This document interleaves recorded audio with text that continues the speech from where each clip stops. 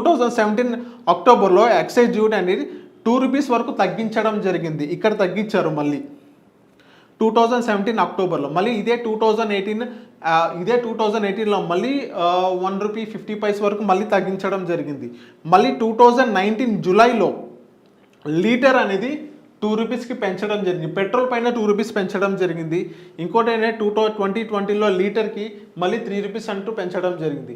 So ఓవరాల్గా ఇలా ఏదైతే ఏదో ఒక రూపంలో ఎక్సైజ్ డ్యూటీస్ అని పెట్రోల్ పెంచడం కానీ, క్రూడ్ ఆయిల్ తగ్గినప్పటికీ పెట్రోల్ ఇంకా ప్రైసెస్ ఇంకా పెంచడం కానీ ఈ రకంగా చేస్తున్నారు ఈ సెంట్రల్ గవర్నమెంట్. ఎవరైనా కానీ ఈవెన్ క్రూడ్ ఆయిల్ అనేది ఇండియాకి ఇంపోర్ట్ చేసుకునేటప్పుడు వాళ్ళకి ఎంత పడుతుంది, పబ్లిక్ ఎంత సర్వీస్ ఇస్తున్నారు. ఇంకోటి ఏంటంటే కొన్ని కంపెనీస్ ఉన్నాయి లైక్ ఇండియన్ ఆయిల్ కానీ, భారత్ కానీ, రిలయన్స్ కానీ ఇంకా చాలా ఉన్నాయి. సో వాళ్ళకి ఎంత పడుతుంది, గవర్నమెంట్ ఎందుకు ప్రజలపైన ఇంత నిర్లక్ష్యంగా ఉంది అని మీరు అనుకుంటున్నారు.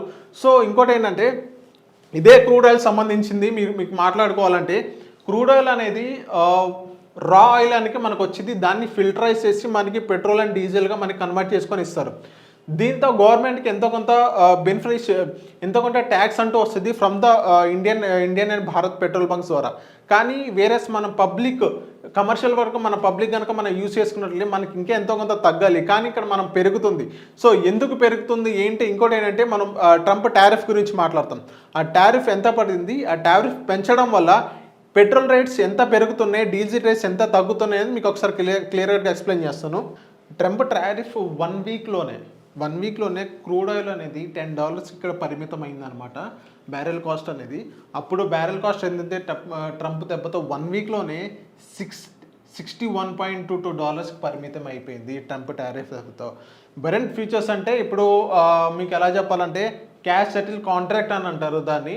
సో అది ఎంత పడింది, ట్రంప్ ఎఫెక్ట్ తర్వాత అది $2.28కి పడిపోయింది.